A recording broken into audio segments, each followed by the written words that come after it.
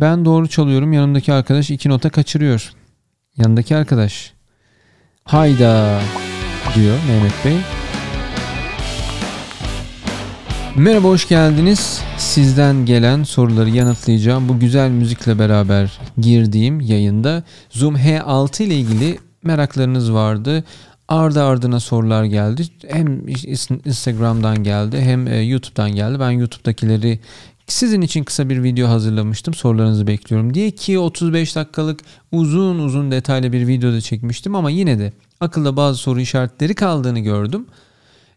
Zoom H8 de geldi bu arada. İncelemesini de çekeceğim. Nereye geldi? Tabii ki Zoom'un kendisine geldi, eve gelmedi.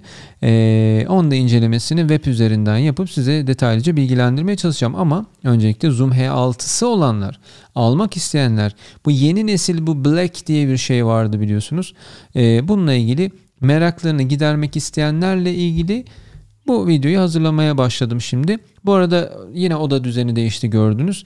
Daha seri, sık videolar hazırlamayı planlıyorum. Biraz daha, hatta daha da rahat bir ortamdayım şu anda.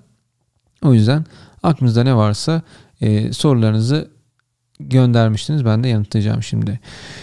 Şimdi şöyle en çok beğenilenden aşağı doğru ilerleyeceğim. İsimlerini okuyacağım, yorumlarını okuyacağım. Şu anda ben de yukarıdan aşağı ilerliyorum. Şimdi Sinan Han Beyciğim demiş ki merhaba, kanalınızı keyifle takip ediyorum.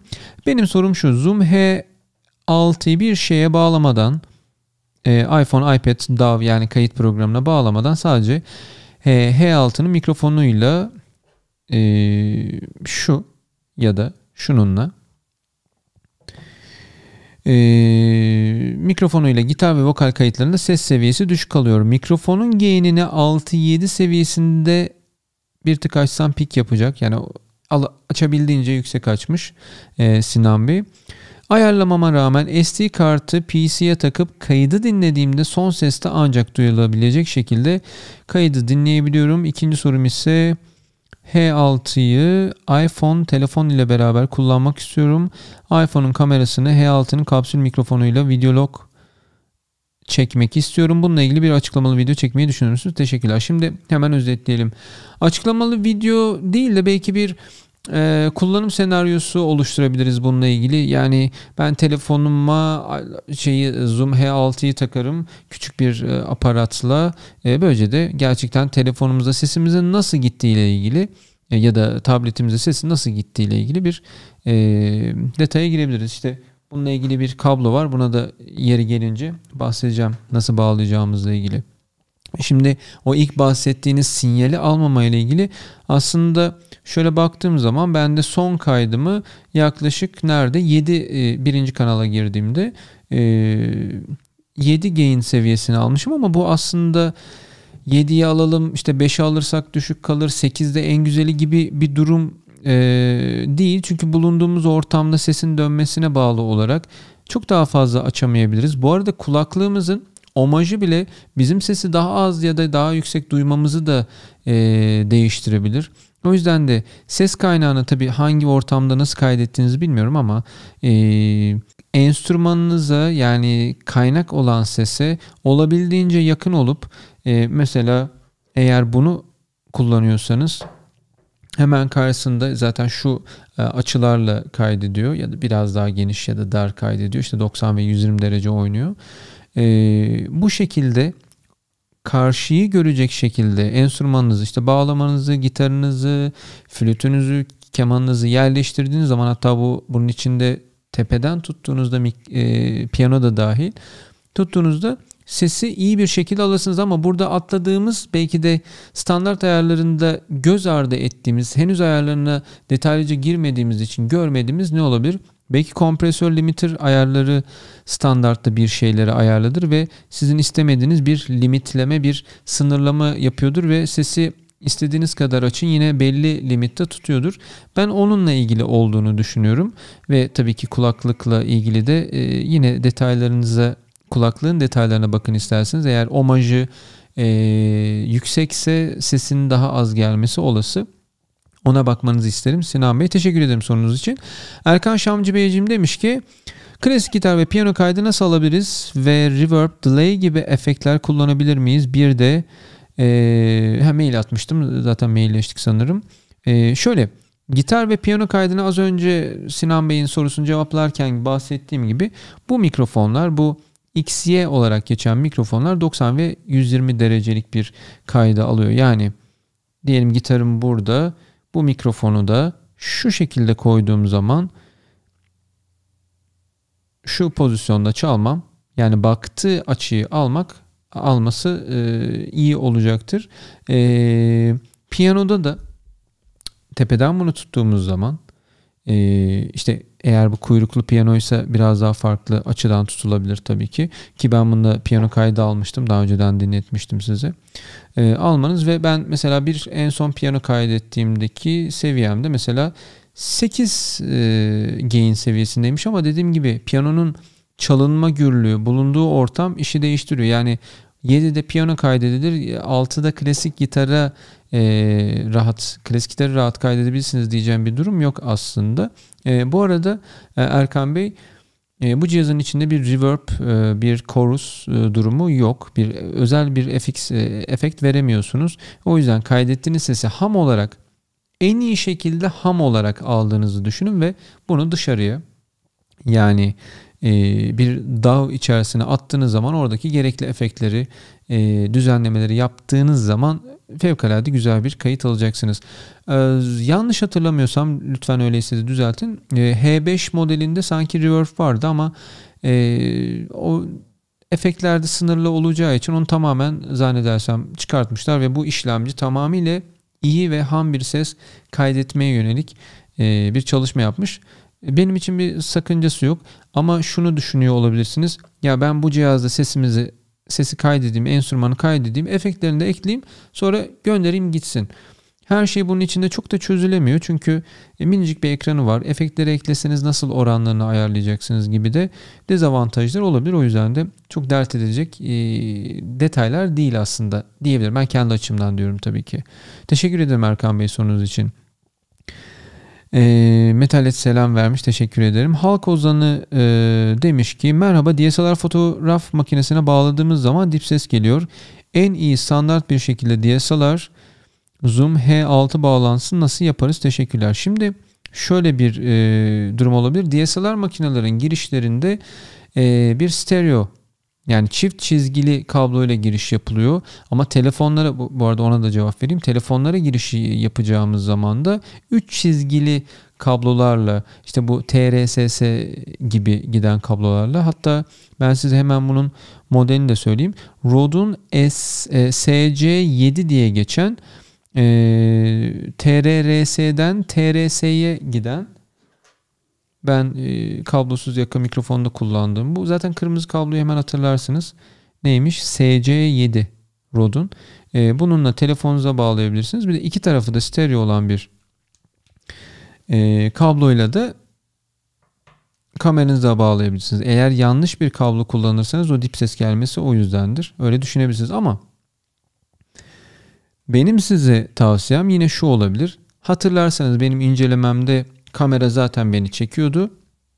Zoom H6 ile bütün kaydımı yaptım. Yani kameranın üzerinde durması gerekliliğini ortadan kaldırmış oldum. Mesela mikrofon burada. Hatta şöyle yapalım.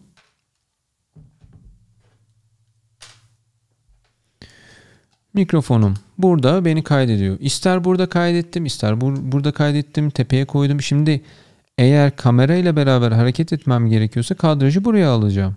Buraya alacağım. Belki ben tepeden bir şeyler kaydetmek istiyorum. O yüzden bunu haricen kaydedin. Şu anda yaptığım gibi, bakın mesela şu anda başka bir makineye sesimi kaydediyorum. Kamera sadece beni referans alıyor. Yani senkronize etmek için o sesi, iki sesi. İstediğiniz yere pozisyonlamanız için haricen, tabii ki benim tavsiyem yine size kalmış. Zoom H6'ya normal sesinizi kaydedin istediğiniz gibi. DSLR'a da sesinizi kaydedip senkronize ettiğiniz zaman o kablolarla vesairelerle uğraşmaya gerek yok. Bu arada söylediğim telefon için de geçerli tabii. Telefonu bir yere koyun. Zoom H6'nızda istediğiniz gibi, isterseniz röportaj yapın, isterseniz enstrüman kaydedin, fark etmez. Ondan sonra o senkronize olayı o kadar kolay ki. Bu da var bu arada. Final Cut videomda senkronize ile ilgili detay. rahatlıkla işinizi yaparsınız. O yüzden çok problem yaşayacağınız bir durum olmaz. Diyelim o kabloyu da bulamadınız, bağladınız ama yine de keyif alamadınız diye düşünebiliriz. Bu arada şu da var tabii. Zoom H6'nın kendi içerisinde bir data kart girişi var. Biliyorsunuz bütün datayı buraya alıyor. Siz şimdi bunu DSLR'a bağladığınız zaman bu kendi üzerindeki işlemcinin hiçbir esprisi kalmıyor. Siz bütün güveneceğiniz nokta DSLR kameranın üzerindeki ses işlemcisi oluyor. Bundaki bu kadar güzel 10 puanlık iş ne oluyor? Belki de o prosesör, o işlemci tatsızsa, kötüyse ne oluyor? 5 puana, 4 puana düşüyor. O yüzden de yine aynı yere geldik. Harici kaydetmeniz çok daha iyi olacaktır. Kenan Beyciğim demiş ki kullanamıyoruz maalesef, o kadar paramız yok. Döviz çok yükseldi. Vergiler çok yükseldi. Hatta müzik enstrümanlarına epey bir vergi geldi. Bunlarla ilgili de bir detaylı video çekmek istiyorum. İkinci ellerde epey bir dolaşıyor bu arada bu cihaz. O yüzden onları da düşünebilirsiniz. Hemen hemen %40-50'lere inen oranlarda iskontolu alma şansınız var. Bir de birçoğu da temiz. Yani öyle düşünebilirsiniz. En azından daha makul almanız için, illaki gerekiyorsa almanız için bir fırsat olabilir belki. Ve Kenan Bey eklemiş ki daha uygun alabileceğimiz, kullanabileceğimiz bir şey var mı? Aslında çok var. Yani Zoom'dan gidersek H1'i, H4'ü, H5'i var. Ama yapacağınız işle ilgili, yani Zoom H6 tamamıyla işinizi görüyorsa, mesela çok girişli olması anlamında benim işimi bu görüyor ama H5 görmüyor. Çünkü 2 girişi var. Ben 4 giriş kullanacağım zaman ayrı ayrı cihazlara ihtiyacım olacak. Ama sadece ses kaydedeyim, sadece enstrümanımı kaydedeyim ya da bir röportaj, bir sohbet, bir YouTube videosu kaydedeyim dediğimiz zaman Tascam'ın DR5 var, DR40 var, Roland'ın R07 var. Zoom'un dediğim gibi H1'i, H4'ü, 5'i var. İkisi de vardı galiba. Bakayım. Evet. Zoom H2 de varmış. Ben hatırlayamadım bir an var mı diye. O da gayet işinizi rahatlıkla çözecektir. Mehmet Yaşar Nalbant Bey demiş ki sevgili Sercan hocam, bu cihazı yaklaşık 3 gün önce sizin videonuzu derinlemesine izledikten sonra satın aldım. Teşekkür ederim, güle güle kullanın. Yani yaklaşık 4-5 aylık bir tecrübeniz var şu andaki durumda gözüküyor. Bahsettiğiniz gibi kullanım kolay bir cihaz, her şeyini çözdüm, harika. Fakat size sormam gereken sorular şudur, geliyor. 1. Akustik gitar artı vokal kaydı yaptığımız zaman gitarı jaka takıyorum. Videoda da bahsetmiştim. Ama vokal kaydını yaptığım esnada hangi mikrofonu kullanırsam daha çok verim alabilirim? XY mi, yuvarlak olan mı? Adım adım gidelim. Şimdi bu mikrofonda birçok aslında farklı sanatçı farklı pozisyonlarda deniyor. Aslında bu kulağınıza hangisi güzel geliyorsa diyebilirim. Çünkü bunun bir de biliyorsunuz böyle bir uzun bir shotgun versiyonu da var. O da direkt baktığı yere alıyor. Şimdi bu mikrofonun esprisi şöyle, şu açıda alması, 97-120 derece alması. Şu mikrofonun esprisi de tam karşıyı ve sağ ve solu alması. Yani önünüzdeki 180 derece oluyor. 180 derecelik alandaki bütün sesi alması. Dolayısıyla oradaki stereo etkiyi mikrofonun karşısına geçip de pozisyon olarak hareket ettiğiniz zaman biraz dinleyici açısından biraz tatsız olabilir belki, ama daha geride durup da, sabit durup da kaydınızı enstrümanlarla beraber aldığınızda bu MS olan, yani mid-side olan mikrofon çok verimli olabilir. Ben ikisiyle de kayıt yaptım. İkisi de gayet keyifli, güzel tınlıyor. Farklı tınlıyor. O yüzden o birazcık sizin keyfinize kalmış. Şundan çok daha iyi diyeceğim bir durum değil. İkisi de gerçekten çok iyi mikrofonlar. İkinci soruda kayıt esnasında ağızla yükseklik ve mesafe ne kadar olmalı? Ağızdaki mesafeden bahsettik. Mesela şu anda olduğu gibi, yani bu da bir mikrofon. Yaklaşık 4 parmak eğer sinyali çok çok güçlü açmıyorsanız şu anda bir şarkı söylemek için ideal uzaklık. Ama diyelim bir pop filter kullanıyorsunuz. Pop filter'ı biraz uzak kaldı, şimdi göstermem. Pop filter'ı buraya koydunuz. O zaten 2-3 parmak geridedir mikrofondan. Tamamen yapıştırmayın tabii. Ondan da hemen hemen 4-5 parmak geriye geldiğiniz zaman siz mikrofona hemen hemen bir karış kadar, işte bir karış, işte hemen hemen o kadar, 20 santim uzaklıkta uzak kalmış oluyorsunuz. Bu ideal bir uzaklık ama bunun yine de zaman zaman sorular alıyorum. Tam olarak kaç santim olmalı? Tam olarak hangi seviyede gain katında olmalı diye sorular geliyor. Bunun doğru bir cevabı yok. Bu bencesi var, sizcesi var. Çünkü bu ortam biraz fazla akustiktir. Bu akustiği almasın diye benim mikrofonu daha fazla yaklaşmam gerekir. Ama uzaklaştığımda ses daha böyle etraftan dönüyorsa biraz tatsız olabilir tabii. O yüzden de orası size kalmış aslında ama hemen hemen böyle 4-5 parmak kayıt için ideal diyebiliriz. Üçüncü soru gelmiş Mehmet Yaşar Bey'den. Vokal için gain ayarını bahsettiğiniz yükseklik ve mesafe için kaça getirsem daha verimli olabilir? Dediğim de buydu işte. Yani bu sizin birazcık yani ben 7'de kullandım ama odanın diğer tarafında kullandığımda biraz daha orası fazla dönüyordu ses. O sesin de tekrar kayda girmesini istemediğim için 6'ya getirdim. Ama bu 6'sı 7'si bunun doğru cevabı değil.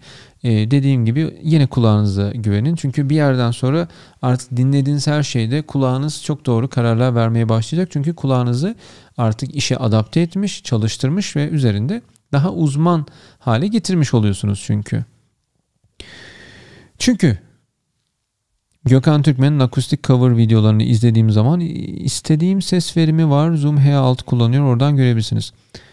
Şöyle, belki üzerinde daha sonradan kompresör uyguluyordur, limiter uyguluyordur. Biliyorsunuz bu cihazın içinde limiterler, kompresörler var. Yani enteresandır, ben videomda çok güzel bir şey kullanmamıştım. Sadece vokalimi yapmıştım.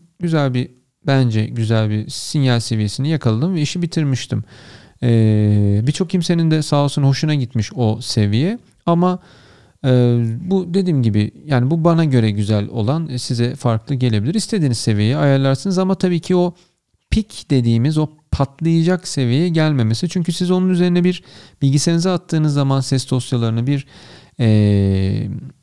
gain, kompresör, limiter, reverb, chorus bir şey eklediğiniz zaman o sürekli üzerindeki sinyal seviyesi şişecek ve artık o çok daha yüksek yere gelecek, yüksek bir hale gelecek ve artık sesin üzerinde hareket edemeyeceğiniz bir seviyeye geldiğinizde geriye de dönemeyeceksiniz. O kadar kaydı da baştan alamayacaksınız. O yüzden de olabildiğince gürültü olmayacak kadar yüksek ama hiç duyulmayacak kadar da düşük olmayacak şekilde kaydetmemiz lazım. Olabildiğince temiz ve yüksek şekilde kaydetmek bizi kayıtlarımızı daha sonra da düzenlerken çok işimize yarayacak kesinlikle. Dördüncü soru. Son olarak kaydı tamamladıktan sonra aldığım WAV dosyasını Cubase'den basit olarak hangi efekt ve edit ayarlarını kullanmalıyım? Şimdiden çok teşekkür ediyorum. Çalışmanızı itinayla takip ediyorum. Arkadaşlara da hiç düşünmeden almalarını öneriyorum. Ben de çok önerdim. Epey de bir satıldığının bilgisi de geldi. Şöyle diyebilirim.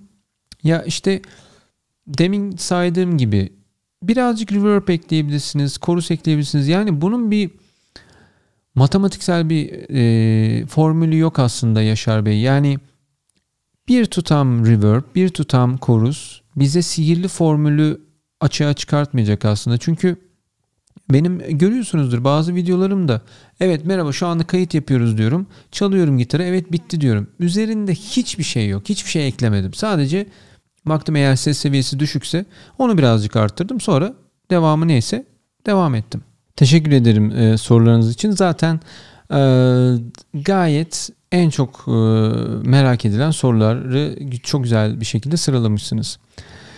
Mert Bey demiş ki masrafı sokma bizi Sercan Bey. Evet yani bu işin sonu yok. Bir şekilde bu alınıyor, bu alınıyor, bunlar alınıyor.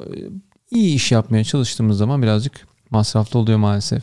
Cem Büyük Demir Bey demiş ki önceki videoda da yorum yapmıştım. Merak ettiğim şey şu. Ses kartı olarak kullandığımızda monitör çıkışını çoğaltmamız mümkün mü? Mümkünse bunu nasıl yapabilirim? Şimdi bu cihazın üzerinde ben videoda da bahsettiğim şu bence eksiklik var. Yenisinde bakacağız S8'de nasıl yapmışlar.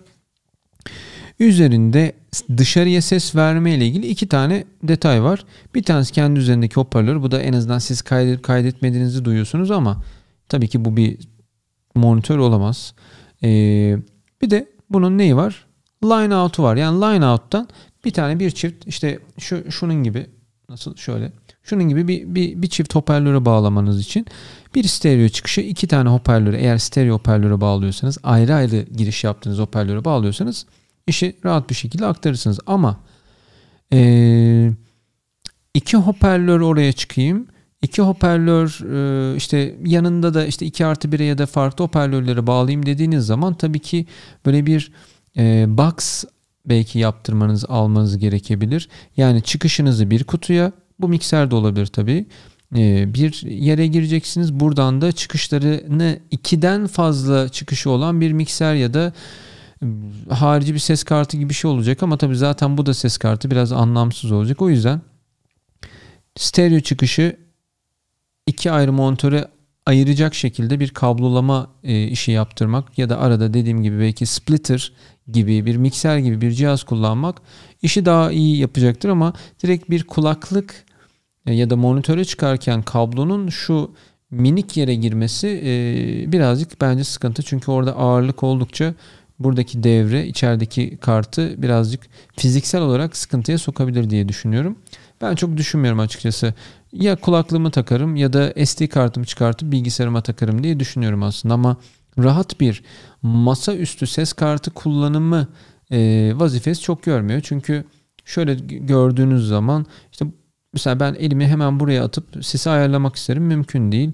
Ana çıkışı şuradan böyle dokuna dokuna ana volümü ayarlamak biraz zor aslında. Yani evet bir ses kartı gibi kullanılabilir ama bir ses kartı mıdır diye tabii ki ses kartıdır ama ben elimdeki bütün kartları göndereyim sadece bunu ses kartı olarak kullanayım dediğiniz zaman birazcık sabırlı olmak gerekiyor bunun rahat diğer kartlar gibi kullanmak için diyebilirim. Uğur Bey demiş ki teşekkür ederim bu arada Cem Bey sorunuz için. Uğur Bey demiş ki Uğur Deveci Bey merhaba ben B4 kanalından Uğur. Biz de müzik ve sinema üzerine içerikler üreten bir kanalız. Birkaç ay önce bir de dizi yayınladık. Dizimizde en büyük sorun sesti maalesef. Zaten prodüksiyonlarda post prodüksiyon kısmında en çok çile çekilen iş biraz ses konusu. Biraz değil epey bir ses konusu. Paramız yetmediği için profesyonel bir ekipman boom kullanamadık. Boom da tepeden hiç kadraja girmeden bu 8 mikrofon inceleme videosunda görmüşsünüzdür. Bu tepeden tutulan ve shotgun olarak kullanılan böyle boom mikrofonlar vardır. Filmlerde de görmüşsünüzdür. İşte üzeri tüylüdür böyle dead kit'in vardır. Ondan bahsediyor Uğur Bey. Birazcık da tabii masraflı da o aletler. Boom kullanmadık. Sadece H6'nın 90-120 başlığı ile çalıştık. Yani bundan bahsediyor Uğur Bey. Bunu böyle çıt çıt yaptığımız zaman işte o pozisyonunu ayarlıyor kendi üzerinde. 90-120 başlığı ile çalıştık ki dış ortamda çok yeterli olmadı. Maalesef öyle bir shotgun olmadığı için de odaklanamıyor. 120 derece 90 derecede de epey böyle bir kaydı almak için geniş bir alan olduğu için ortadaki ses kaynağı birazcık zayıf kalmıştır diye düşünüyorum. Şimdi yeni projelerin çekimine başlayacağız. Ben H6'ya ek olarak SGH6H6 için shotgun mikrofon bahsettiğim mikrofon link vermiş. Şu başlığı alsam H6 uzun bir monopoda taksam sizce bu performansı alabilir miyim? Kesinlikle alırsınız ki muhtemelen zaten projenize başlamışsınızdır ama diğer bilgilenmek isteyenler için belki faydalı olur. Bu mikrofon zaten böyle tepeden karşıya yani shotgun mikrofon diyeyim. Karşıda neyi görüyorsa onu kayıt altına alabileceğiniz, rahat kullanabileceğiniz ve çevreden de çok fazla çevreden ve özellikle yanlardan ve tabii ki arkadan çok fazla ses almayacak. Karşıya odaklanan shotgun zaten. Direkt böyle tüfek mikrofon. Bütün projelerde bu tarz, özellikle dış çekimlerde çok rahat bir şekilde işinizi rahatlıkla görür. Umarım iyi geçmiştir proje kaydınız Uğur Bey. Geri dönüşünüzü beklerim eğer videoya denk geldiyseniz. Cem Bey bir yorum daha bırakmış. Sercan Bey, gerçekten herkes derman olacak bir video olacağı için şimdiden çok mutlu oldum. Teşekkür ederim. Umarım oluyordur, izleyenler yorumlayabilir. Teşekkür ederim. Kendi adıma ve benim de sorularım var. Bir iPhone ile arasındaki bağlantı, yani görüntü ses senkronu olarak nasıl bağlıyoruz ve kalite nasıl oluyor? Hemen buradan cevaplayayım. Dediğim gibi, yani şunun güzelim mikrofonunu kullanıyoruz ama bunun kulaklık çıkışını telefona takıp da onun yine telefonun kendi işlemcisinin, yani ses kartı kısmının, ses işlemcisinin becerisine güvenmek ne kadar doğru bilmiyorum. Yani illaki biz bu ben telefonda kaydedeceğim, başka bir şekilde yapmayacağım derseniz de evet, yapabilirsiniz. Sinyal seviyesinde güzel ayarlarsınız. Gayet de güzel olur. Yani rahat kullanılır diye düşünüyorum. Bir tane bir yayını, canlı yayını bu şekilde yapmıştım. Yani çok rahat olmadı. Şimdi telefonu tut, bunu tut. Yani ama illaki tek çözüm buysa elimizdeki, tabii ki yapılabilir. Çok tercih etmem tabii. İkinci cihazın üstünde reverb gibi özellik olmadığı için harici bir mikserden gelen kaydı. Bu arada nasıl yapacağınızı az önce söylemiştim. Şu telefon kablosuyla işi çözebilirsiniz. Yani dönüştürücü Rode'un kablosuyla, SC7 ile. Cihazın üstünde reverb gibi özellik olmadığı için harici bir mikserden gelen kaydı nasıl kaliteli alırız? Mikser üzerinden bütün kanallara ayrı reverb ve bass, tease ayarları, yani equalizer yapmak daha kullanışlı olur mu acaba? Cihazın üstünde reverb gibi özellik olmadığı için harici bir mikserden gelen kaydı. Şimdi Cem Bey'in diğer söylediği nokta da şu.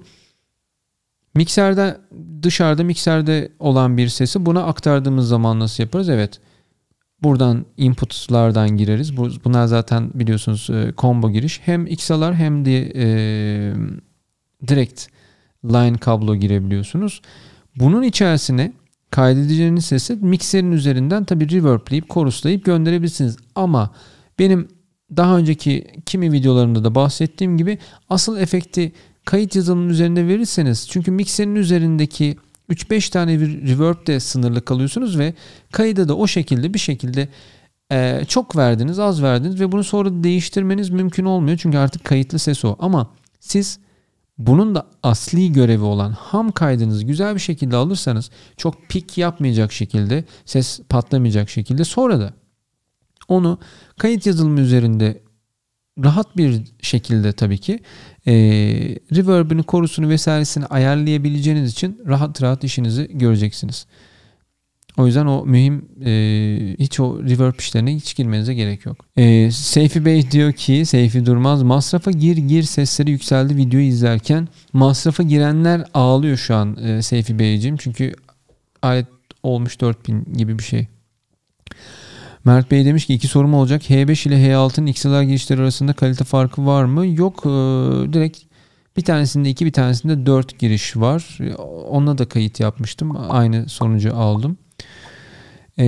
Mikrofon giriş sayısı ve renkli ekran ve benzeri dışında H5 yerine H6'yı tercih etmek için büyük sebepler var mı? Şimdi mikrofon giriş sayısı zaten bende tercih sebebi yarattı. Renkli ekran önemli değil. Ben ekranına bakmıyorum bile ve daha önceden size bahsettiğim bir detay vardı. Şimdi mikrofon bana dönük.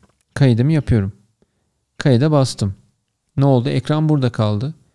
Ekranı şöyle bir kaldırabilsem, kaldırdığımda bana dönse ya da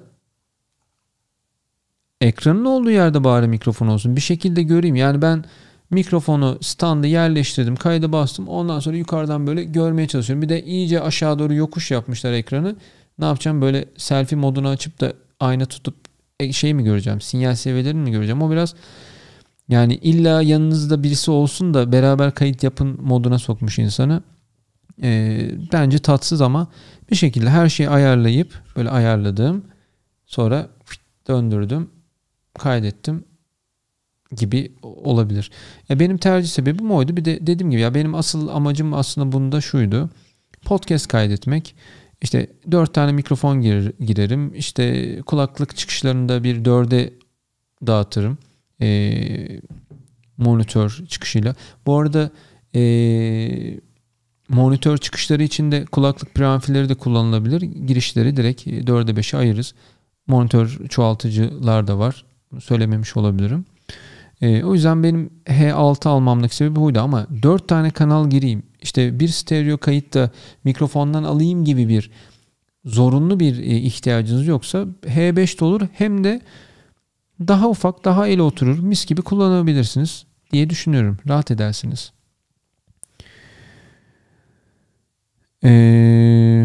Emre Bey demiş ki, Mert Bey teşekkür ederim bu arada sorunuz için. Bu arada arada atladım. Kullanım amacı öncelikli olarak tek kanal seslendirme, ekstra olarak enstrümanlı performans kayıtları veya birden fazla mikrofonu bağlanınca veya direkt cihazın dahili mikrofon olarak kullanacağı röportajlar. Zaten ses kartı olarak kullanabiliyorsunuz Zoom 5'i, H5'i. Birden fazla mikrofon 2 tane eğer size uygunsa onu kullanabilirsiniz. Öndeki mikrofonu zaten kullanabilirsiniz. Enstrüman da takıyorsunuz.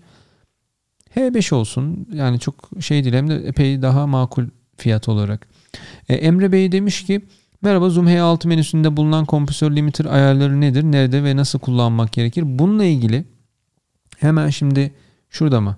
Tepeye diğer videoyu koyuyorum. Çünkü orada detaylıca anlattım. Orada kompresör limiter ayarlarını. Aşağıya da linkini koyarım. Dakikasını koymaya çalışırım. Kompresör ve limiter ayarları var. Davul için, vokal için, genel ambiyans için ve aynı şekilde limiter ayarları da var. Belli bir seviyenin üzerine çıkmamasını, belli bir seviyenin altında kalan sesi yükseltip bir eşiğe getirmeyi istiyorsak kompresör ve limiterları kullanırız. Eğer elinizde varsa deneyerek, yanılarak demeyeyim de deneyerek ve öğrenerek, notlar alarak, evet bu kompresör şimdi buna yaradı, bu kompresör buna yaradı gibi adım adım ilerleyebilirsiniz. En güzel öğrenim öyle olur. Çünkü o anda canlı senaryoyu yaşamadıkça, evet şimdi burada kompresör uygulamalıyım, burada limiter uygulamalıyım mı canlı olarak deneyimleyebilirsiniz. Yoksa benim şimdi mesela davul kaydedeceğiniz zaman illaki davul kompresörünü kullanmanız gerekmeyebilir belki. İşte vokalle ilgili olan da o anda güzel bir perküsyonu iyi bir kompresleme ile duyurabilir size. O yüzden de onun uzun bir konu aslında. O yüzden ben size bağlantı verebilirim diyeyim. Teşekkür ederim Emre Bey sorunuz için. Fatih Bey demiş ki, hocam ben Behringer 1202 FX mikser aldım. Hayırlı olsun ama o soru bu videonun konusu değil. İlgili yere ilgili yorumu yazmanız size daha hızlı geri dönüş sağlar. Güle güle kullanın diyebilirim. Bağlama vokal kayıtlarında kullanacağım. Kullanabilirsiniz. Bir sıkıntı olmaz. İzmir Gündem demiş ki, merhaba hocam.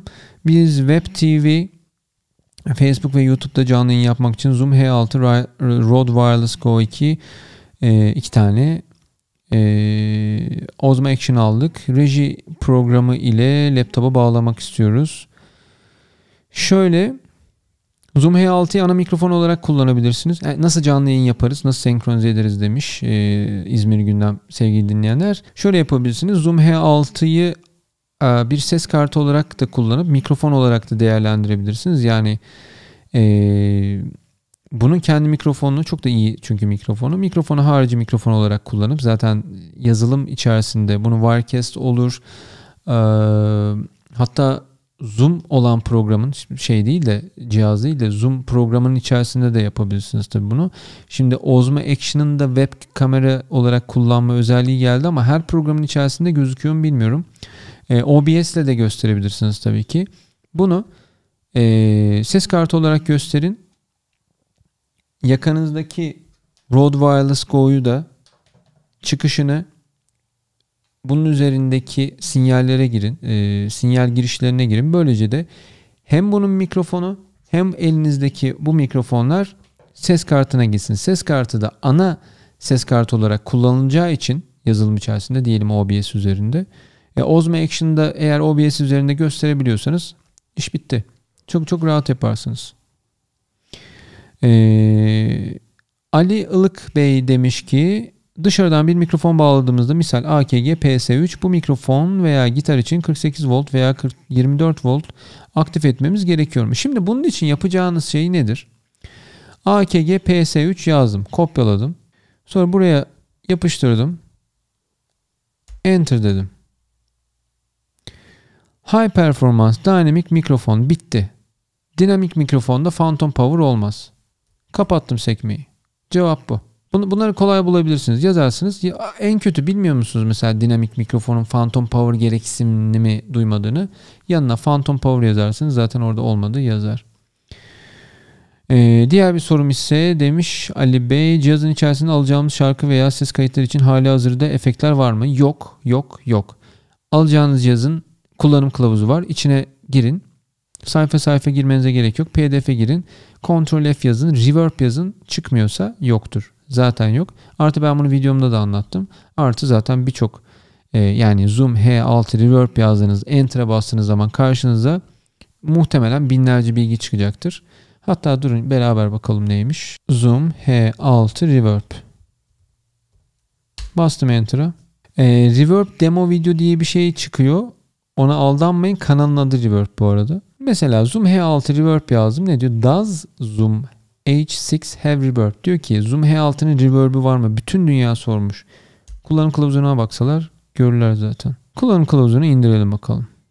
Bu cihazın içinde reverb yok, chorus yok, kompresör var, limiter var. Profesyonel, sadece sesi, ham sesi almanıza yarayacak bir cihaz. Öyle düşünün.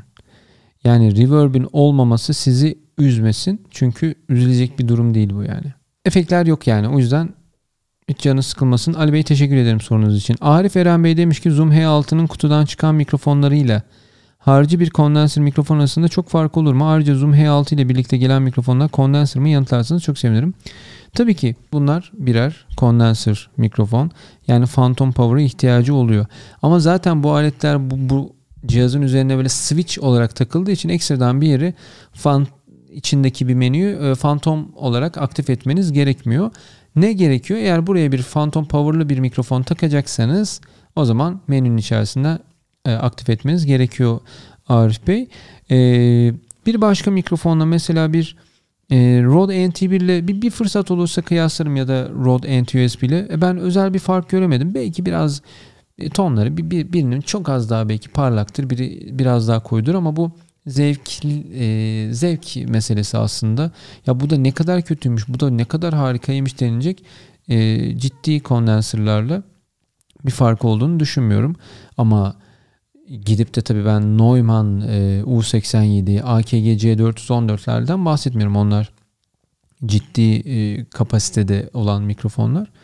Standart Rode NT1'ler, 2'ler, Levitt'ler bunların karşılığını rahatça karşılar aslında. Teşekkür ederim sorunuz için.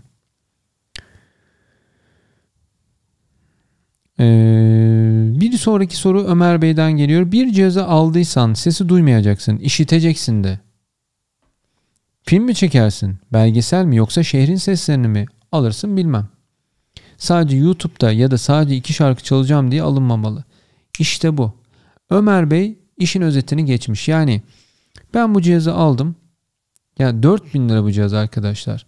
Merhaba, kanalıma hoş geldiniz. Size şimdi ASMR yapacağım. Fışır fışır fışır. Size şimdi şiir okuyacağım. Bıdır bıdır bıdır. Ya bunun için 4.000 lira verilir mi? Yani bir tane yakın mikrofon alırsınız. İşi zaten rahatlıkla çözersiniz. Yani şey gibi, ya bu bir prestij meselesi değil. Yani beni elimde Zoom H6'yı görmezlerse beni çok ayıplarlar. Değil. Yani insanlar mı veriyor onun parasını? Hayır. Ya eğer yapacağınız işte önemli bir yer kaplayacaksa rahatlıkla kullanabilirsiniz tabii ki, ama yani 40 yılın başında bir tane işte gitar çalarım, 2 de üzerine vokal yaparım diye bu cihazı almaktansa ben söyleyeyim size çok daha makul bir ses kartı alırsınız. Bir tane kondenser, bir tane kablo alırsınız.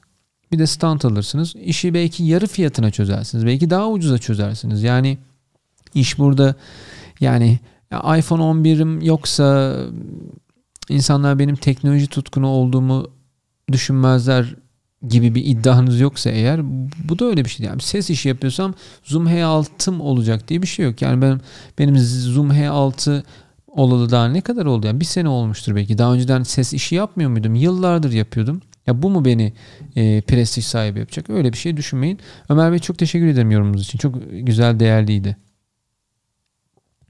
Şimdi diğer sorumuza geldik. Halk Ozanı Bey demiş ki, yapacağınız videoda ekstra bir örnek bir kanala mikrofon taktık diyelim. Cubase'e attığımız bu kayıtları ayrı ayrı efekt vermek için ne yapmamız gerekir? Yani şöyle, şimdi bu tabii Zoom H6 ile ilgili değil ama diyelim bundan aldık kaydı. Cubase'e attık. Bir tane kanal açtık. Açtığımız kanalda hemen Cubase'in yanında bir kanalın yanında bir E harfi vardır. E'ye bastığınız zaman efektler gelir. Zaten bu mikrofon kullanımı ile ilgili bir durum değil. Sizin programa hakimiyetinizle ilgili.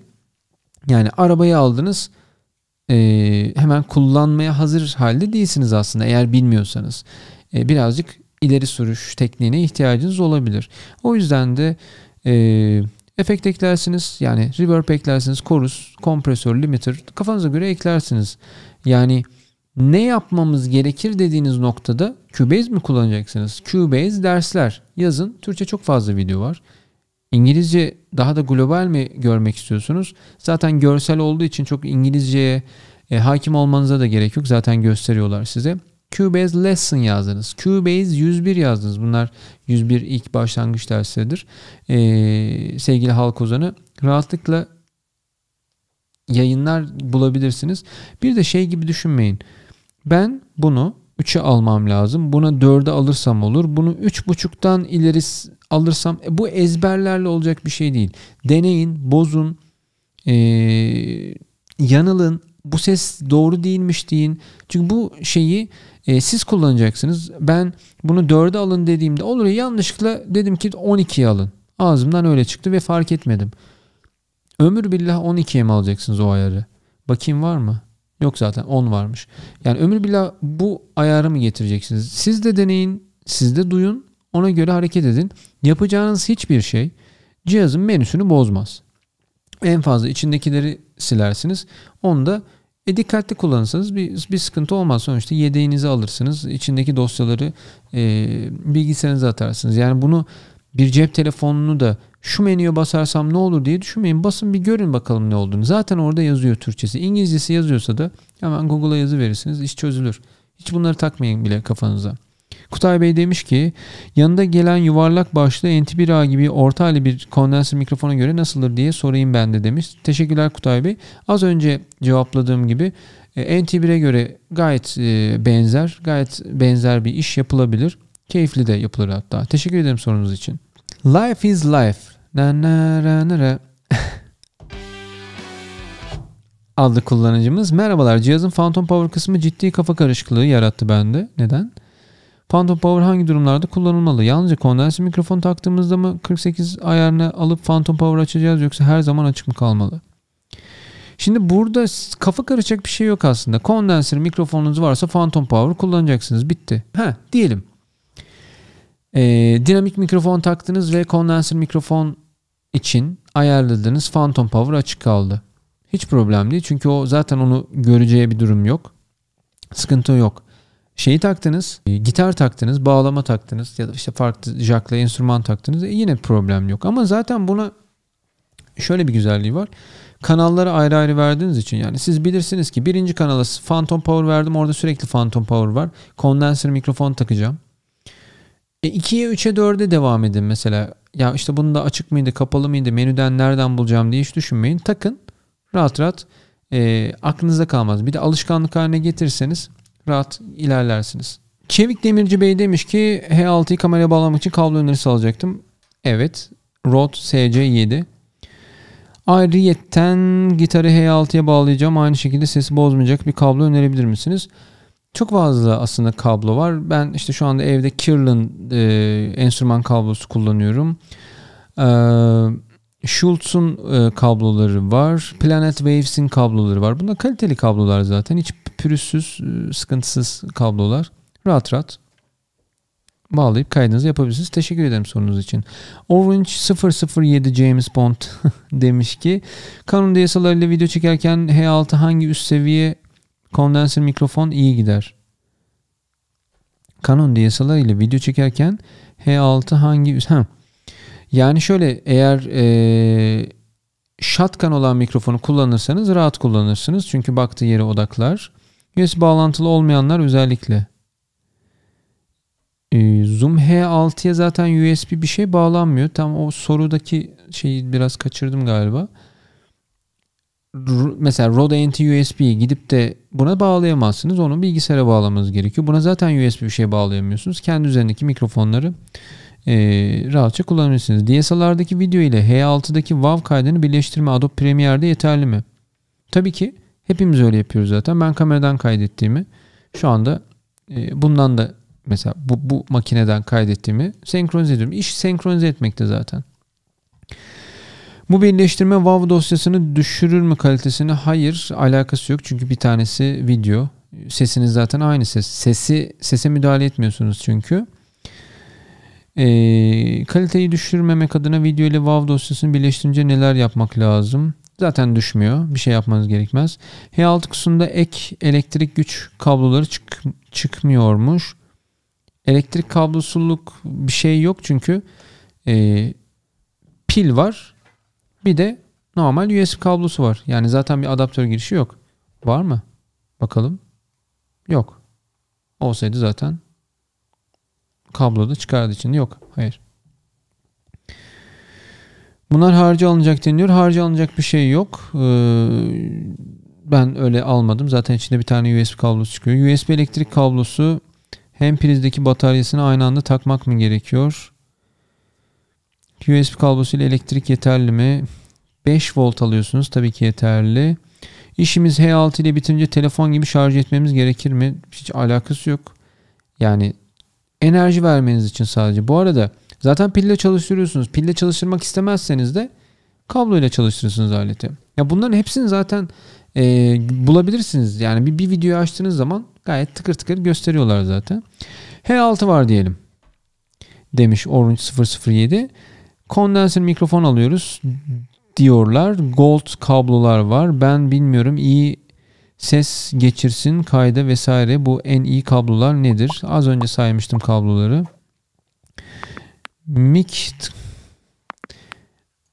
Bir soru soracağımız zaman açık kısaltmalar kullanmadan, sonuçta soruyu okuyacak kişi de bunları okuyacak ya, hani geniş sonuçta karakter sınırlaması yok. Yani 1000 karaktere kadar herhalde yazılıyordur en fazla ki o bayağı uzun yapıyor. Rahat yazın ya, böyle kısaltmalar, noktalar vesaireler bu okuyucuyu biraz karıştırıyor kafasını. Mic paketlerindekiler yetersiz midir profesyoneller için? Ne yetersiz mi peki? Ben bilmiyorum. İyi ses geçirsin kayda diye kablolar nedir? Anlamadım. Son olarak DSLR video ile WAV harici kondenser ile birleştirme video artı WAV dosyası tarzında bir video gelir mi? Geldi bile. Aylar önce geldi. Bakarsanız görürsünüz. Hem de hangi video? Video editleme videosunda gelecek tabii, o senkronize etme nerede gelecek? Final Cut Pro videosunda bakabilirsiniz. Orada anlatıyorum nasıl senkronize ettiğini, yaptığımı. H6'yı kullanımdaki karta format atmak olmadan kayıt almaması durumları. Format atacaksınız ki cihaz üzerindeki dosyalama sistemini görsün cihaz. Çünkü bu sefer yanlış klasörleri, yanlış dosyaları atma durumu olmasın diye ilgili dosyaları sıralaması için bir format düzeni var. Onu yapmanız lazım. Lock ne bilmiyorum. Lock, plugin vesaire ayarları nedir? Plugin yok. Siz aklınıza geleni yazmışsınız herhalde anladığım kadarıyla. Çünkü pluginlik bir durum yok. Plugin bilgisayarla ilgili bir şey. Biz elimizde tuttuğumuz fiziki mikrofondan bahsediyoruz. Sanırım en önemlilerinden biri de neymiş? Kayıt bitince karttakini PC'ye aktarım için zırt pırt kart yuvasından çıkarmak sorunu. PC'ye direkt atma yöntemi. Siz bu cihazı kullanıyor musunuz? Bilmiyorum ama cihazın bir USB bağlantısı var. Takarsınız, bilgisayara USB bağladığınız zaman dosyaları görürsünüz. İstemezseniz de açarsınız burayı. Pıt yaparsınız. Data kartı nerede data kart? Şeyde. Data kartı çıkartır takarsınız. bir cihazı almadığınız diyelim, elinizde yok. Bunu dediğim gibi kullanım kılavuzunu açın. Bir tane kutu açılış videosu çekin. Yapın, açın kendinize. Ya benim Türkçe videom bile var yani, onu da izlemediniz sanırım. Orada her şeyi gösteriyorum zaten. O bir sorun değil. Yani zırt pırt dediğiniz zaten sizin kendi yaptığınız iş için bilgisayara atıyorsunuz. Bir zahmet yani, kaç saniye? Çıt pıt tak, 3 saniye bitti yani. Yani daha da pratiği ne olacak? Mesela Bluetooth'tan atabileceğiniz bir şey olsaydı olurdu ama yok bunda. Hem zaten çok yavaş olur Bluetooth'ta. PC direkt atma yöntemi, kartı çıkarmadan 9. sıralı kayıt etmek, bir kayıt bitince diğer kaydı yapmak, new folder ayarları. Kaydı bitirdiniz, kayıt yaptınız, bitirdiniz. Durdurduğunuz an diğer folder'a geçer. Yeni bir proje oluşturduğunuzda öyle yaparsınız. Anladığım kadarıyla sorularınızdan bu cevapları çıkarsayabiliyorum. Öyle diyebilirim. Teşekkür ederim sorularınız için. A. Berkmen Bey demiş ki, bey dedim ama kusura bakmayın. Belki de hanımdır. A. Berkmen demiş ki, ses kartı olarak kullanılır mı acaba? Evet, kullanılır. Videomda anlatıyorum. Logic ile uyumlu, evet, anlatıyorum. Mehmet Düştegör, ne kadar güzel bir soy isimmiş. Mehmet Düştegör Bey demiş ki, Zoom E6 bilgisayarı nasıl tanıtıyoruz? Takıyorsunuz, görüyor. Ve kanal kayıt yapabiliyor muyuz? Evet, anlattım. Bazen o sorun çıkartıyor. Hayır, hiç çıkartmıyor. Taktığınız gibi multitrack açtığınız zaman şak diye bütün kanalları görüyor ama stereo mix'i işaretlerseniz tabii stereo görür. Yani bu cihazın üzerinde neler varsa olduğu gibi hiç böyle kanal seçme şansınız olmadan direkt şeye aktarmış oluyorsunuz. Bilgisayara aktarıyorsunuz.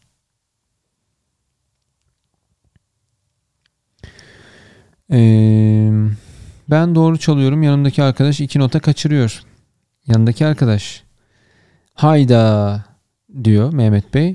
Dön başa oluyor. O sebeple önce gitar çalıp sonra üstüne okuyarak ya da başka bir enstrüman kaydedebiliyor muyuz? Ses kartı gibi düşünün. Ses kartınızda çalıyorsunuz, bitiyor, sonraki projeye başlıyorsunuz ya. Öyle düşünün, gayet de olur yani. Birol Trabzonlu Bey demiş ki, merhabalar Sercan Bey. Öncelikle elinize, emeğinize sağlık. Çok teşekkürler. Güzel, bilgilendirici bir video olmuş. Size bir sorum olacak. Tahmin ediyorum benim durumdaki birçok arkadaş aynı şeyi merak ediyor olabilir. Tahmin edeyim, kablo olabilir, ses kartı olabilir, mikrofon girişi ve reverb olabilir. Şu anda ilk kez okuyorum. Biraz araştırdım ancak tam bir cevap bulamadım ama saçma bir soru olmaz ümidiyle yazıyorum. Sizin de videoda yaptığınız gibi gitar ya da başka müzik aletleriyle birlikte kayıt almak istiyorum. İlk defa ekipman edineceğim ve benim gibiler için araştırdığımda genelde farklı kaynaklarda ve sizin kanalınızda gördüğüm Steinberg, Focusrite, Presonus gibi çeşitli markaların ses kartı artı mikrofon artı kulaktan oluşan setleri öneriliyor. Doğru.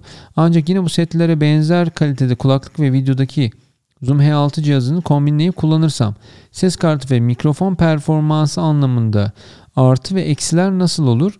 İlerleyen süreçte daha farklı kondansör mikrofon ile kullanabilir miyim? Çok güzel soru. Tahmin ettiğim soruların dışında ama gerçekten aslında anlamlı ve bence de merak edilmesi gereken bir soru. Yani o paketler, zaten o paketlerde, kayıt paketlerindeki en zayıf halka mikrofon oluyor, kulaklık oluyor genellikle. Asıl oradaki lokomotif ve öne sürülen cihaz ses kartı. Bunun içindeki işlemci birçok ses kartıyla zaten yarışır durumda. Yani işte bu Focusrite'lar, Presonus'lar ne var? M-Audio, Behringer, Tascam. Bunlarla aynı kalitede iş yapılır bir model. Bundaki durum, bir ses kartınızın üzerinde mikrofon da takılı. Hatta işte duruma göre 2 mikrofon birden gelmesi durumu aslında. O yüzden de bunu rahatlıkla kombinleyebilirsiniz. Mesela benim şu anda kafamda Samsung SR850 var. Şu anda miksere bağlı. Bunu buna takıyorum. Haricen bir tane mikrofon istersem de buna takıyorum ve ben istediğim ve seçtiğim şekilde bir kombin oluşturuyorum aslında. O yüzden bazı zamanlar daha da iyi olabilir ama zaten üzerindeki mikrofon çok iyi bir mikrofon olduğu için haricen bir mikrofon almanıza da gerek olmaz. Bir kulaklıkla işi, bir de standla belki tripod standıyla, bu arada normal mikrofon standı buna olmuyor. Onunla işi çözebilirsiniz.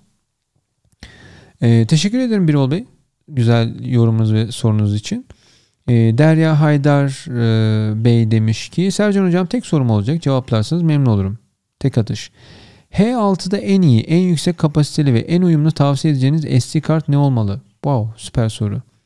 Çünkü elimde Lexar marka Micro 64 GB X-Class 11 U3 ve U1 kartları kabul etmedi. Kabul etmedi. Enteresan. Şu anda benim kullandığım kart o çünkü. Lexar'ın niye etmedi acaba? Ben hızlı diye Lexar'ın Lexar 644'tü galiba. Hemen bakayım. 667 X'lik bir kart vardı. Yanlış hatırlamıyorsam. Şimdi makinenin kameranın içinde. Şimdi ezberden bilemedim. Ama Class 10 olmasını özellikle tercih etmiştim zaten. Ve U3'tü. U1 de oluyor aslında. Çok enteresan. Niye olmadı bilemedim. Bir benzer kart daha takıp da deneme şansınız varsa ya da başka bir kart taktığınızda ne uyumlu oluyor bir ona bakmanızı isterim. Benim şu an bakıyorum. Kullandığım hemen birkaç tane kart var. Onu hemen göstereyim size. Bu da ilaç kutusu gibi ya. Zaten ilaç kutusu da. Mesela Lexar şu anda makinede. Mesela U1 var burada. Class 10 16 GB. Toshiba'nın Xperia diye bir kartı var. Ondan sonra Samsung'un U1 Evo Plus var. 32'lik. Lexar işte. 633'müş. 633 U1 V10 32. Bir de 64 var. O da makinede. Hepsi olması lazım. Yani üzüldüm. Yani neden öyle? Enteresan. Teşekkür ederim sorunuz için. Farklı bir soru söyleyeyim. X ve Y kapsülünün yerlerini değiştirebiliyor muyuz? Çünkü ters kalıyor. Cihazı düz tuttuğumuzda demiş. Seko Bey. Bakayım. Yo, bunu çıkartamaz. Çıkartırsanız o içindeki bütün kablo sistemi biter yani. Yo, bakayım. Şöyle. Siz içeriden alsın istediniz. Bunu bir şekilde düşünmüşlerdir herhalde. Ben de şimdi bakınca böyle bir enteresan gördüm ama açıkçası bir noksanlık gibi de düşünmedim. Çıkartıp takıp böyle bir deneyimleme şansımız olsa keşke kıyaslamasını yapardık. Öyle bir şey olmuyor maalesef. Çok güzel yaklaşım ama. Teşekkür ederim. Şafak Yaşar Bey demiş ki şu tarihi sorumun cevabını lütfen bana verin arkadaşlar. H6'da efekt var mı? Yok. Şafak Bey yok, bu aletin içine koymamışlar bu reverb'i ya. Lan her şeyi koydun, reverb de koy değil mi ya? Yok. Belki başka bir modelde koyuyordur. Yok yani içinde. İlla bir programa atıp efekt yapıyoruz maalesef. Evet. Var diyenler oldu. Var diyenlerle ilişkinizi kesin, öyle bir şey yok. Yok çünkü yani içinde. Şafak Bey teşekkür ederim. Tarihi sorunuzun cevabı yok. Cevabı var da yok. Reverb yok. İlker Öztürk Bey demiş ki merhaba, Zoom H6 alıp klasik gitar kaydı alsak nasıl olur? Harika olur. Mis gibi olur. Klasik gitar, flüt, keman ne varsa, ister vokal, ister sohbet, ister şaka, her türlü kaydı yaparsınız. Klasik müzik için kesinlikle. Tabii ben piyano kaydettim. Şan kaydettim. Birçok şey kaydettim. Hüseyin Bizden Bey demiş ki teşekkür ederim İlker Bey. Hüseyin Bizden Bey demiş ki hocam öncelikle merhaba. Ben bu aleti almak istiyorum. Ama ben de iPad var. GarageBand üzerinden nasıl kayıt alabilirim? USB kamera adaptör kablolarından taktığınızda, dönüştürücüyle taktığınızda bunun USB'sinden çıkıp kanal görme şansınız oluyor iPad'inizde. Mesela bir Cubase programında. GarageBand'ı hatırlayamadım ama içinde ya böyle kanal görmüyordu herhalde. 2 kanal ya da bir kanal görüyordur. O şekilde kayıt alabilirsiniz. Çünkü ben yani telefonda da kaydettim ama siz bütün kanalları göstereyim dediğiniz zaman farklı bir program vardı. Ben Cubase diye hatırlıyorum. Çünkü onda çoklu kanal görme şansımız oluyor. Tabii ki yapılabiliyor yani. Mesela GarageBand içinde klavye sesleriyle kayıtlar yapmak istiyorum. MIDI klavyemi Zoom'dan da iPad'e bağlayabiliyor muyum? Hayır, bağlayamıyorsunuz. Çünkü bunun bir özel dışarıdan bir MIDI bağlantınız yok. Onun için harici bir şeyler kullanmanız lazım ama aynı yere hem bunu hem onu takamayacağınız için bununla bağlayıp belki vokalinizi kaydedersiniz. Sonra çıkartıp MIDI klavyenizi takarsınız, bağlarsınız, kaydedersiniz ama MIDI klavye kullanmak için de zaten buna ihtiyacınız yok. iPad'de taktığınız zaman hiç gecikme yaşamadan rahatlıkla kullanırsınız, bilgisayar gibi değil çünkü. Teşekkür ederim sorunuz için. Doğan Kayacık Bey demiş ki abi selamlar, selam. Birkaç sorum var, cevaplarsan çok sevinirim. Kendi finanse edeceğim ilk filmim için bir ses seti almak istiyorum. Bütçeme uygun olarak boya bilmem ne bıt bıt. Bu soruları geçiyorum arkadaşlar. Yani bu video ile alakası var mı sizce? Başka yerde sorabilirsiniz. Çünkü çok bununla ilgili videolar var. Fakat kayıt cihazları çok pahalı biliyorum. Uygun falan filan. Yani bu verdiğin sorduğun soruların cevabını biliyorum ama diğer, özellikle bu videonun altına soru yazanlara saygısızlık olsun da istemiyorum sevgili Doğan Bey. O yüzden bu soruyu geçiyorum, kusura bakmayın. Çünkü doğru yerde, doğru zamanda doğru soruyu sormak lazım. Yani bulduğunuz videonun altına soruyu yazarsanız cevaplamadığım zaman lütfen kırılmayın. Emir Savaş Bey demiş ki 2020 model Zoom H6 hakkında, yeni versiyon Zoom H6'larda maalesef sadece XLR mikrofon mevcut. Case yok, kablo yok, SD kart yok, rüzgar kesici yok, aynı fiyat. Ya bu rezalet değil mi ya? Yani şunu vermiyor. Ya muhtemelen ya bu nasıl olsa çok satılıyordur demiştir. Bunu vermiyor. SD kart zaten bu arada yoktu yanında. Yurt dışındaki versiyonda yazıyor da Türkiye'deki versiyonda yoktu. Bunu veriyor. Ya bari insafsız şeyi ver, değil mi? Kutuyu ver. Zaten dandik bir kutusu var yani. Doğru düzgün içine yerleştiremiyorsun bile. Bunu da vermiş. Bir tane karton kutuya veriyor. Sünger var ya. Sünger kaç lira ya? AliExpress'te 2 dolara bile 10 tane alıyorsun. Bari bunu ver, değil mi yanında? Yok. Aynı fiyat yapmış. Neymiş? Black versiyon. Ne işe yaradı? Abi biraz daha siyah. Ha. O zaman tamam ya, verelim 4.000 lira. Bu saçma sapan işler yapmışlar. Geçen gün de bir arkadaşım aldı. Abi senden videoyu izledim dedi. Gittim aldım dedi. Sonra iade ettim dedi. Ya ben üzüldüm. Kendimi sorumlu hissettim çünkü ben ne bileyim yani, adamlar nasıl olsa çok satıyor. Ben öyle düşünüyorum. Çok satıyor diye. Ama boş ver abi, tıraşlar ne vereceksin ya, süngere bilmem neyi ver, kutuyla gönder demişler. Yani iyi bari ürünü koymuşlar yani. Bu sıkıntılı yani. Almayı düşünüyordum ama şu an tereddüte düştüm. Yani tamam, bu mikrofon, ya bunu light versiyon yap. İçinde şunu koy. Öbürünü koyma. De ki abi 4.000 yapma da, de ki 1.500-2.000 yaptım de. Şimdi bunu koymuyorsun, aynı fiyat yapıyorsun. Ne oldu? Ben şimdi 3 ay 5 ay önce aldım diye şanslı mıyım yani? Öbürü şanssız mı? Aynı parayı veriyor. Ayıp değil mi yani? Ya Zoom, sana sesleniyorum Zoom ya. Zaten videoyu çektim. 250 tane bana gelen mesaj var. Ürünü almakla ilgili. Yani ürünü almışlar sağ olsunlar. Benim bir sponsorluğum yok, bir şeyim yok. 600 bin liralık sadece benim 35 dakikalık videodan kazanılmış bir gelirim var. Tabii koca Zoom'a göre 600 bin lira havacıvadır da Türkiye ilgili firması zaten hiç muhatap olmuyor. Ben de gittim tabii ki sepete ekleyip aldım yani. Ne olacak? Nasıl olsa alacağız yani, bu ürünleri alıyoruz. Sercan mı gelmiştir, ben ona bir indirim yapayım, var mı? Yok tabii ki ama ya bari bir kullanıcı deneyimi var yani, bir insanların bir isteklerine bir kulak ver, değil mi yani? Yani mikrofonu eklemedin ya, kaç dolar Allah aşkına, 50 dolar 100 dolarlık şey, o zaman ona göre fiyatını düzenle ya. Neyse bak, şimdi zaten Zoom bundan sonra hiç zaten bir şey de yazmaz bana. Yazmasın zaten, şimdiye kadar yazdılar mı yani? Bak gıcık oldum şimdi. Sizce tek XY mikrofonla olsa almak mantıklı mı? Evet, ben kullanıyorum aslında. Bak şimdi Zoom'a sinirlendiğim için atacağım bu ürünü. Atmayacağım tabii ki. Bununla da gayet rahat yapabilirsiniz. Kaydınızı rahat rahat kullanırsınız. Emir Beyciğim, maalesef böyle şanssız bir durum. 2020 modelde böyle. Ya bir tane sünger koy bari ya. Bak şimdi yine gıcık oldum ya.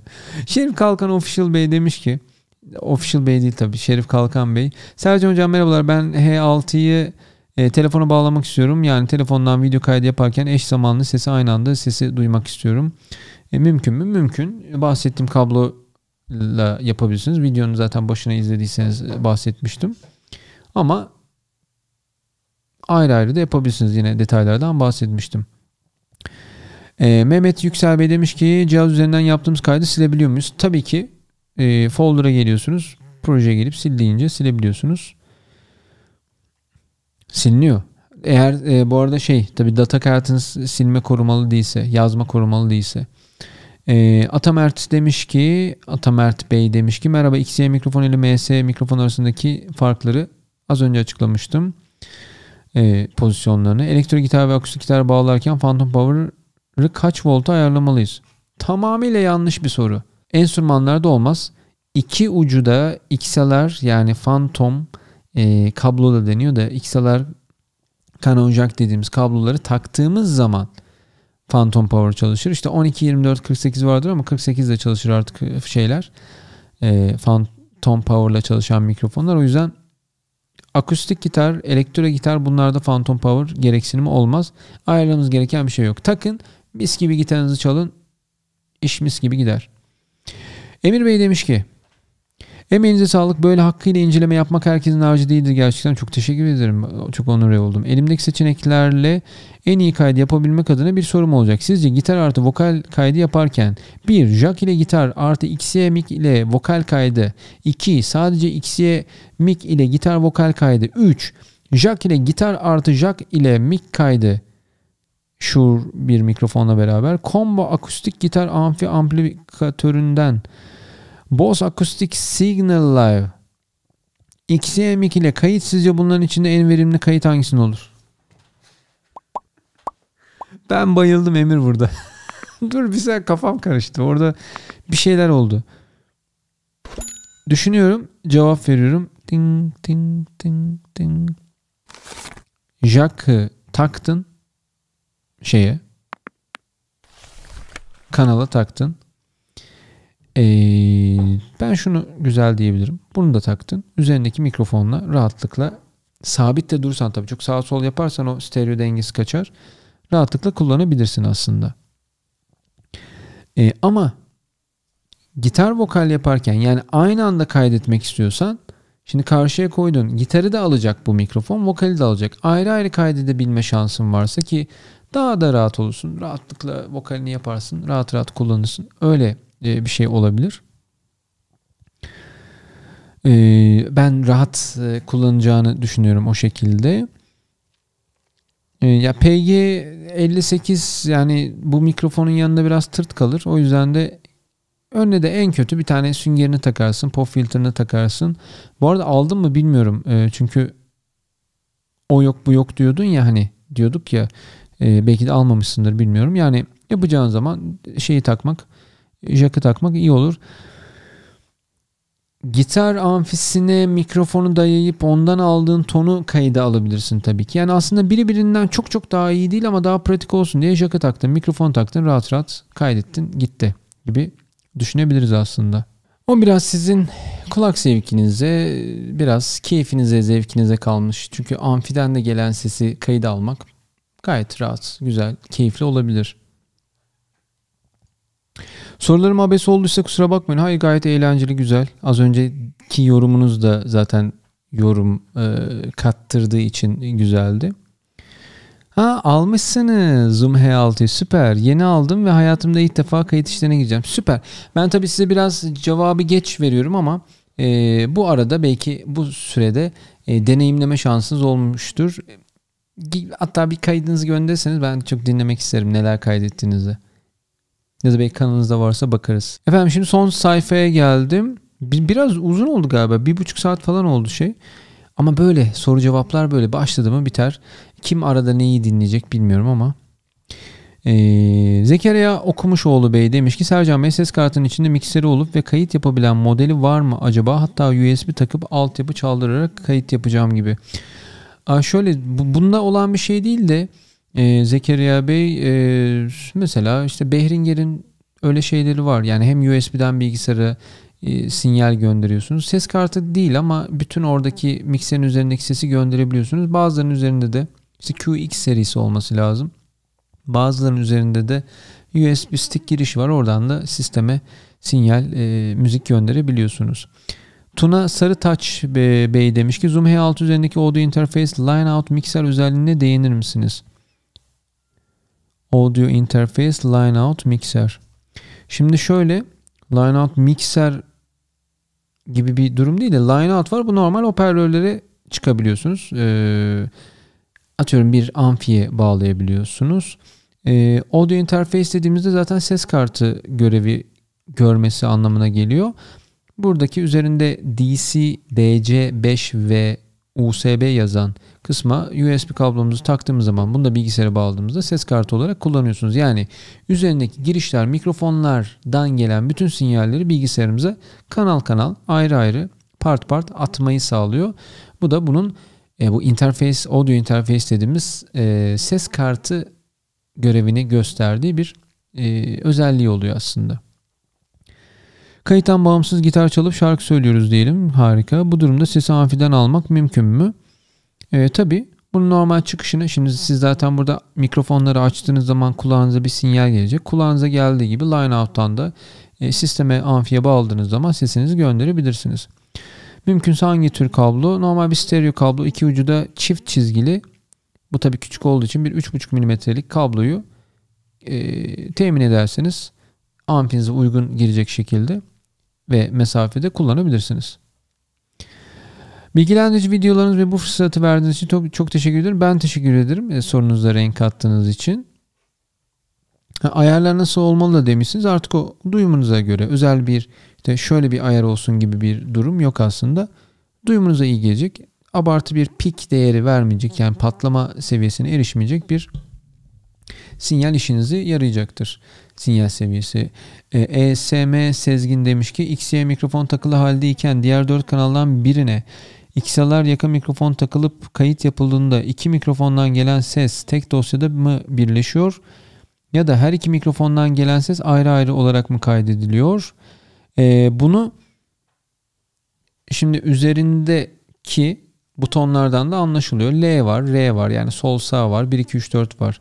Hangisine basarsanız, hangisini aktif ederseniz onu ayrı bir dosya olarak atıyor.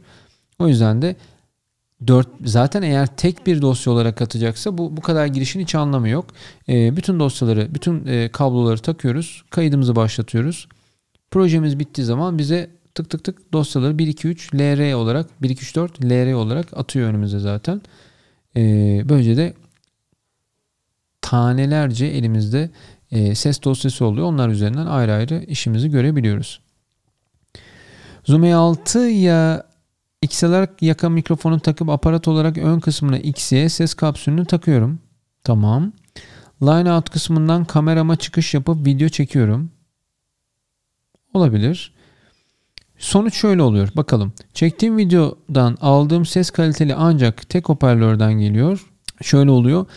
Kulaklık çıkışından çıkarsanız, stereo çıkarsanız, line out'tan çıktığınızda da aslında çok da bir şey fark etmiyor ama stereo kablo kullanmamış olabilirsiniz. Şimdi tabii kullandığınız kabloyu bilmek lazım. Kabloyu taktım dediniz ama o benim için aslında birazcık da önem teşkil ediyor. O şekilde bağlarsanız stereo kayıt alırsınız. Yani tek taraftan duyma mevzunuz o, çünkü mono atıyor. Yani muhtemelen de sol taraftan geliyordur. Left kanalından geliyordur.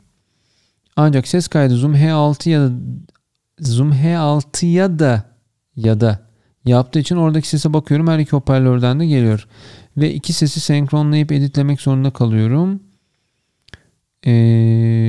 Tabii şimdi Zoom H6'da doğru kaydı alıyorsunuz ama çıkışını yanlış yaptığımız için, maalesef yanlış yaptığımız için ses doğru olmuyor. Aslında o işi çözerseniz de aslında ayrı, zaten senkronize yapabiliyorsanız hiç böyle kablolarla uğraşmayın derim. Direkt buna kaydedin. Videonun başında söylediğim gibi ayrı ayrı işinizi çözün ama illaki bağlayacaksınız. Dediğim gibi stereo kablo ile işi çözebilirsiniz. Videodaki kayıt olan sesi düzeltme şansım yok mu? Nerede yanlış yapıyorum? Stereo kabloda yanlış yapıyor olabilirsiniz. Deneyip yanılarak bir sonrakinde daha iyi yapacağınızı düşünüyorum. Doğru kablo, doğru ayarlar diyebilirim. Uğur Şimşir Bey demiş ki ESM Sezgin Bey hanım, bilemedim. Teşekkür ederim. Uğur Şimşir demiş ki telefona bağlayabiliyor muyuz? Bağlarsınız, anlatmıştım. Bir daha kim görecek adlı kanal demiş ki 2 mikrofonu tam olarak farkları nedir? Bunları anlattım. Ersin Tunç Bey demiş ki hocam merhabalar, bu cihazı aldım sanırım eski sürüm ve içinden Wavelab ve Cubase için kollar da çıktı. Evet, bende de çıktı.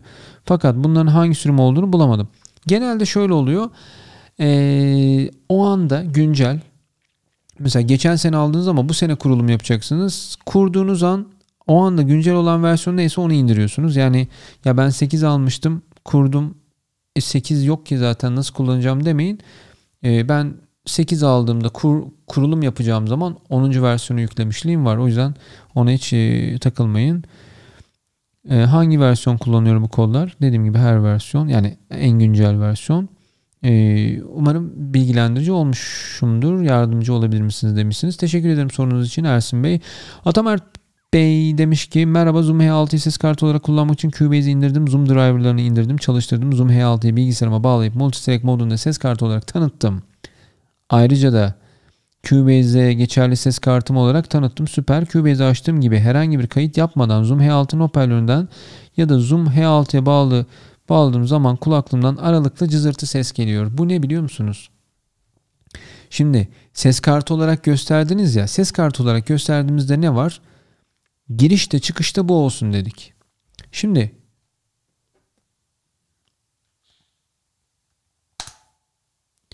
ses buna girdi. Bundan çıkacak. Nereden çıkacak? Buradan çıkacak. Bu zaten mikrofonla hoparlör çok yakın olduğu için bir feedback, bir ötme yaratacak ya. Siz şimdi kondenser tabii açtınız bunu. Sinyal çok fazla. Buradan çıkan ses kulaklıktan gelecek ya hani. O yüzden o dönme durumunu yaratmamak için monitör kısmını kontrol etmelisiniz. Olabildiğince kısarsanız, yani feedback olmayacak şekilde kısarsanız iş çözülür. Çünkü biz normal ses kartı ve mikrofon kombinasyonu kullandığımız zaman herhangi bir problem yaşamıyoruz. Bir ikincisi de baktığınız yine cızırtı geliyor. USB kablonuzu değiştirebilirsiniz. Bazen beraberinde gelen USB kablolar cihazlarda çok verimli olmuyor ama sürekli ötme dediğiniz o feedback, yani monitör açık olduğu için. Umarım çözmüşsünüzdür bu zaman zarfında. Bu çok kolay, hemen çözecek bir şey. Aynı şekilde evdeki prizlerde toprakla internetten araştırma aynı durumda karşılaşan biri tam olarak benim söylediklerimi anlatıp sonra video çekmiş. Video linki aşağı bırakıyorum. Ayrıca cızırtı stereo modda gelmiyor. Aslında birinde daha yüksek, birinde daha düşük sinyal vardır. O şekilde olabilir. Hemen şuradan bir bakıvereyim.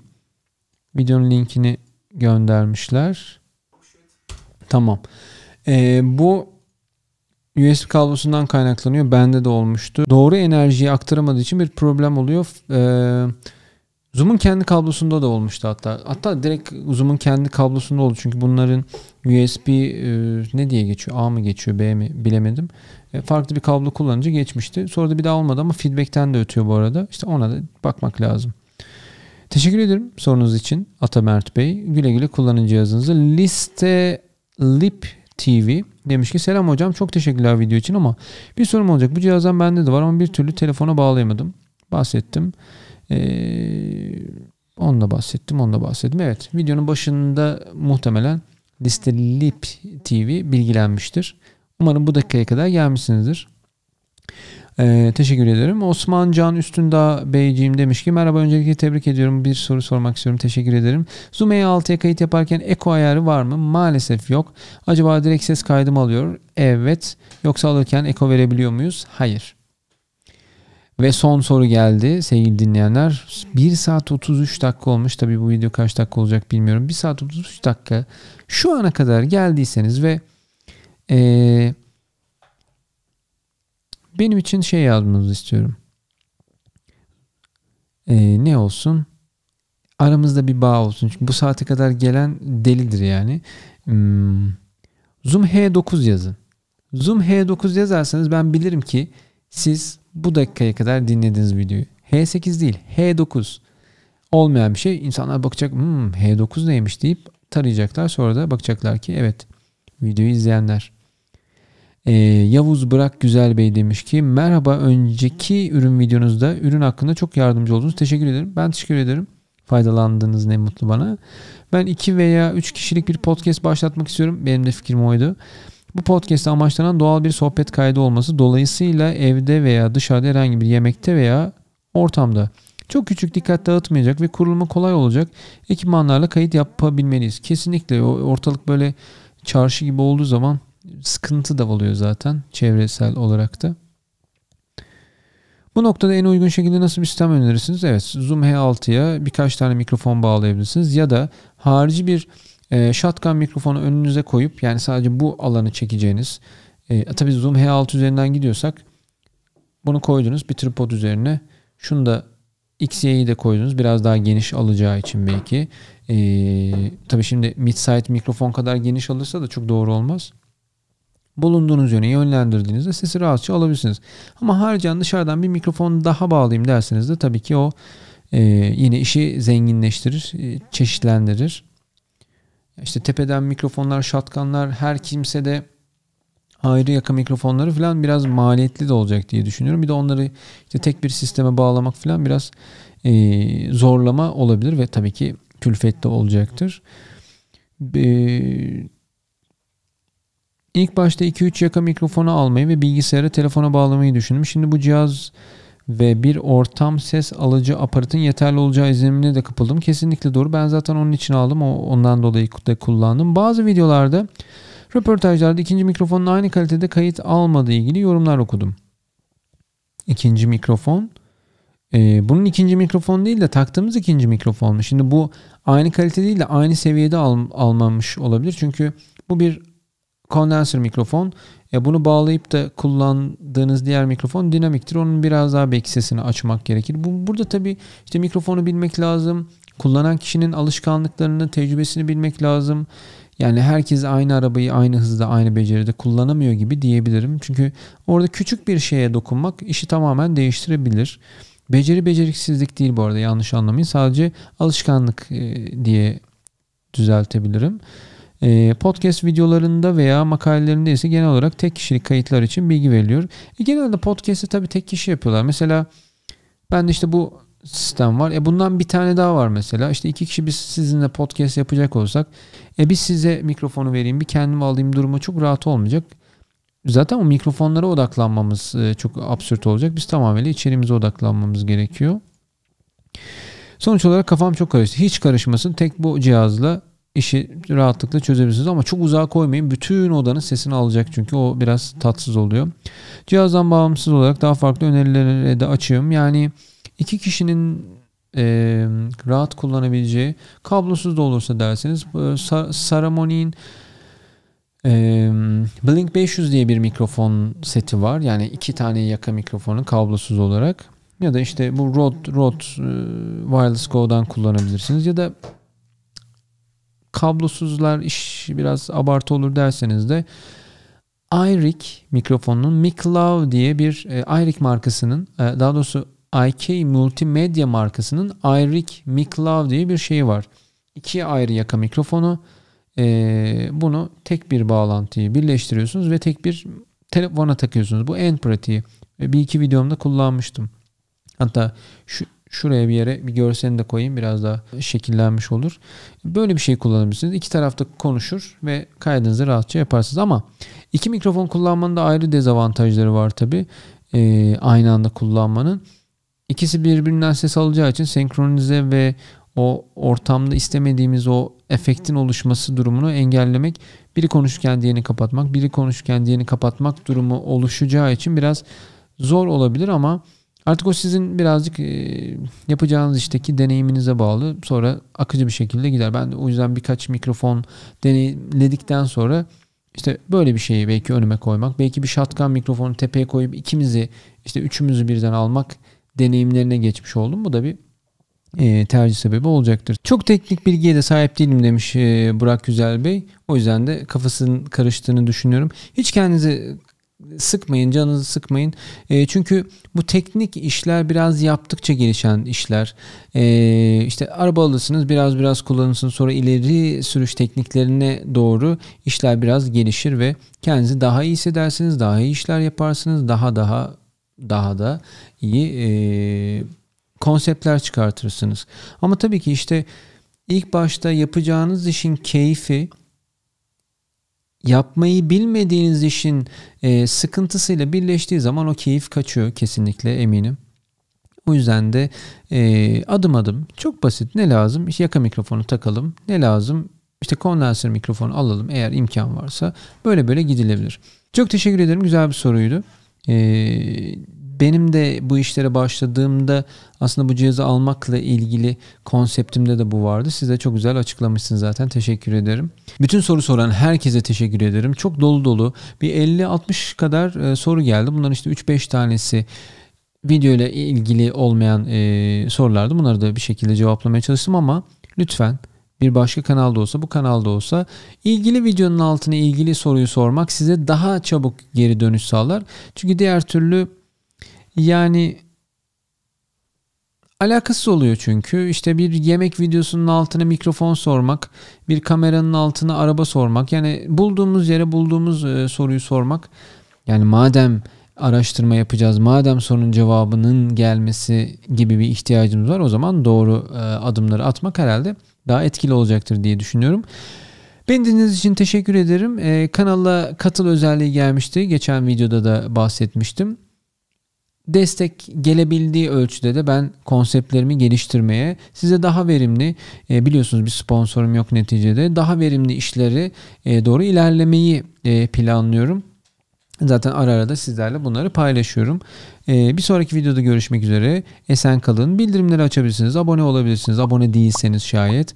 Birbirimize ne kadar daha çok etkileşim içinde olursak ona göre daha iyi konseptler çıkarmayı amaçlarız ve ona göre de çalışırız tabii ki. Elimden geldiğince özel hayatımdan ve yoğun iş tempomdan zaman ayırdıkça sizlerle keyifli işler, bilgiler üretmeye çalışıyorum. Umarım daha da devamı gelir. Kendinize çok iyi bakın. Hoşça kalın. İyi ki geldiniz. İyi ki sordunuz bu soruları. İyi ki bir aradayız.